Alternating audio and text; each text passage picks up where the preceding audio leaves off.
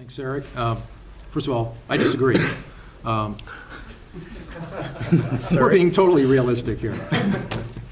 No, well, what we hope to do is, I think, or what at least I was hoping to do is to set a kind of path in the future that will get us on a more coherent program that really works in the national interest. And I'll start by borrowing some jargon that I'm sure you've heard around the space community. There have been people that have been speaking in recent times about old space versus new space.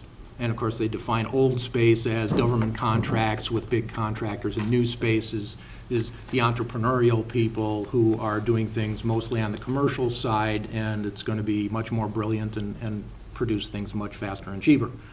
Well, that's fine for their discussions. I'm going to change the definitions of those a little bit because I want to look at a much broader picture of a vision for space exploration and development. And I'm going to suggest that old space is the destination-driven strategy that was inspired by Apollo. I think that's very familiar to everybody in this audience, and recognizing that it can be at times very inspiring and very exciting, it does have its drawbacks because of the tendency to lose exactly what Eric and Jeff have already mentioned, the answer to the why question. We have ourselves a human spaceflight program, and we decide, okay, we're going to have this, now what should we do to it? And the answer is a destination-centric thing, like we are going to put boot prints on this celestial body, and then the next furthest one, and then the next furthest one, and somehow we lose the notion of why we're doing this, why we're trying to do it at a certain pace, which may be arbitrary, and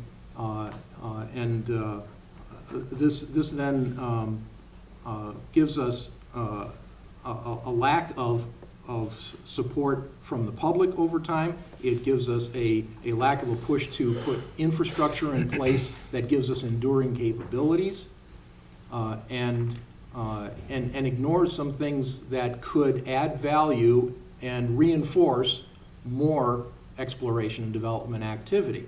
So what I would suggest is that the new space, by my definition, is the capabilities-driven approach to exploring and developing space. Now, I know you've probably heard that expression before too, but I think too many people are defining it incorrectly. I've heard it defined that capabilities-driven just means aimless technology development and hoping something comes out of it. But that's not the definition I use, and I think that's woefully incomplete. I think that the capabilities-driven approach has to also include asking the big questions and figuring out how to answer them, kind of taking a page from what the science community does. Now, as you all know, I'm not suggesting necessarily that we'd have to do decadal surveys like the science people do, but do something similar to the way they ask the big questions and then figure out how to get the answers. Now, they ask questions like, where do we find the water? Where could we find life in space? What's the life cycle of a star? These are the kind of questions they ask. Those are easy questions. They can ask those questions and get right on the case of trying to solve those problems. We can't even, in the exploration and development community, settle on what our set of big questions should be. And that's what we have to do before we can really set about on a program that would constructively work through those problems. So some of those big questions are things that may seem kind of basic, and they go back to in the beginning of the space age, we asked things like, well, can humans survive in microgravity? Will they be able to swallow and digest their food? I mean, those are very basic questions that we faced in the Mercury program. Well, okay, we're well past that point, but we still have to ask questions like long-term survival in space. Can it be done in some viable fashion for purposes of adding value by cultivating the material and energy resources of space, for example? by setting up operations that will allow for building large things in space, for repairing and refueling things that are already in space. There's a lot of questions we have not answered in those areas. What about microgravity materials processing? Oh, sure, we've been doing this for decades, but we're still in the basic research stage. There's still a long way to go in those areas. Those kind of questions have to be posed so that our goals are not where do we fly to next, where do we fling our astronauts. We ask questions like, how do we add new capabilities? How do we learn new techniques and build new expertise that give us value added, that both bring benefits to Earth and allow us to push things further outward? Now, where do we stand on this dichotomy today of destination-driven versus capabilities-driven? Well, if you look at what's happening in the current administration, there has been a shift towards some of the capabilities-driven things that I'm advocating, and I don't see it as a very complete shift. It's more like a vector change, but it is not completely fleshed out. You see the Obama administration doing things like recommending higher funding for technology development. That's a good contributor to this type of approach.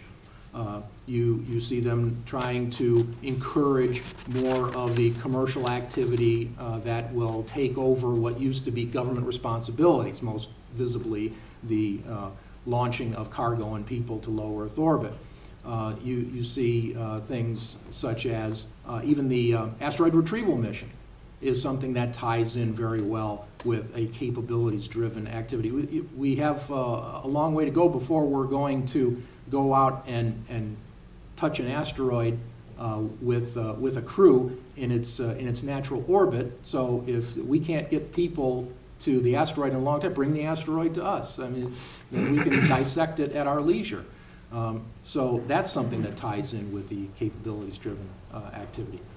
So we have also seen some of that even appear in wording in policy. Now, this is kind of buried deeply in the civil space section of the 2010 National Space Policy.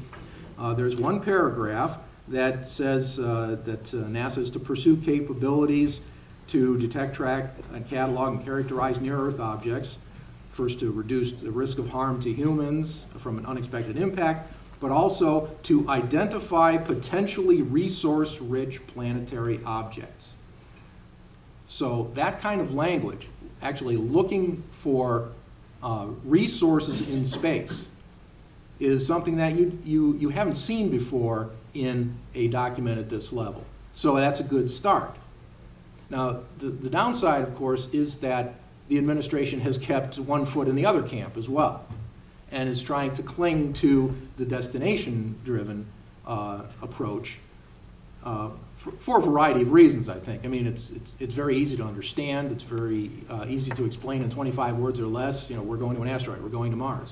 People can understand that. The 2010 policy has a call for reaching an asteroid with a human crew by 2025 and to be operating in the vicinity of Mars sometime in the 2030s. I think including those things were a mistake because we're not ready to put dates on such things. Those are going to come along eventually, but this is not the time or the place to say that we are on a path to do such a thing by a certain date.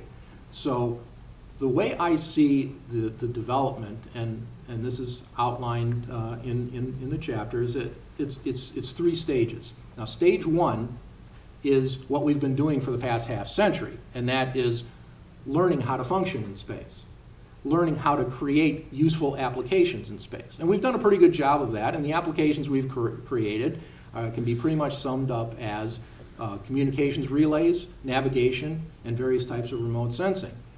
And those have been all wonderful things.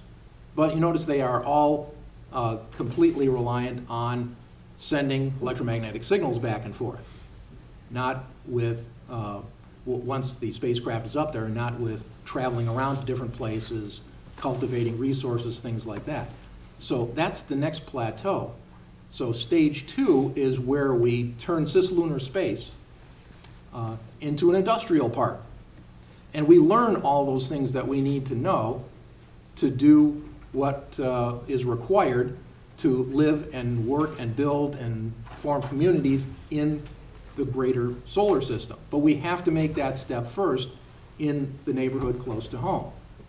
So that's stage 2. And then stage 3 is when we've become comfortable and created the systems, gotten the expertise, put the infrastructure in place so that we actually know what we're doing in space. Then in stage 3, then we start moving further outward. That's when you're going to start seeing the real settlement. And I'm not going to put any dates on that because we don't know how long it's going to take, and it's arbitrary to set dates. So that's not something that I try to do. One of the things that I do in this chapter is to suggest some of the language that could go into policies like this one that would get us to this type of mindset and this type of program. And that includes defining what our guiding principles would be, what the goals would be, and the strategies derived from those goals. I'm not going to read any of those to you because that gets kind of boring, so I'll let you read those in the chapter by yourself. So I also suggest in there a series of programmatic developments that would be essential elements of creating this capabilities-driven scenario, the kinds of things that we need to learn, that we need to prioritize if we're going to ever advance beyond a certain point.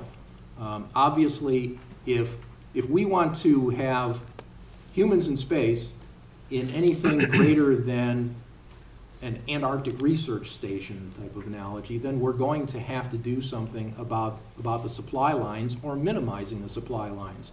If everything, including air and water, has to be carted up to those who are working in space, then those small science outposts are all that you can ever really expect.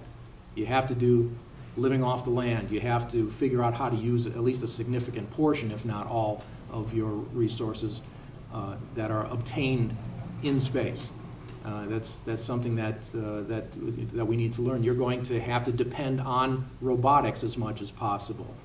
I think it's important to realize that when you have a capabilities-driven scenario, you have to have the right metrics.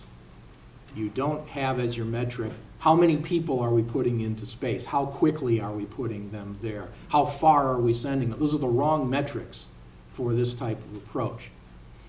So your metrics are going to be more like what new capabilities and infrastructure have we put into place that are giving us value added, what new expertise have we gained, and all of this sustainable, something that will endure and build, and not see an infrastructure element built and then it goes out of service before the next element comes online. That's kind of the path we're on now.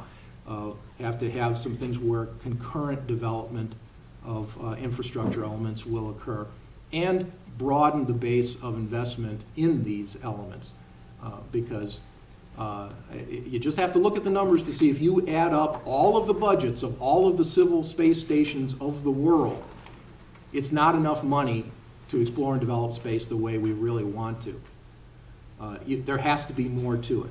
And the only way you're going to draw in the private sector as an investor, as a partner in a big way, maybe even a leader in some cases, is to create a situation where there is obvious value added in the milestones as you're working your way out, and then that will bring them in not just as government contractors but as real partners, and they're the ones who have the big money after all.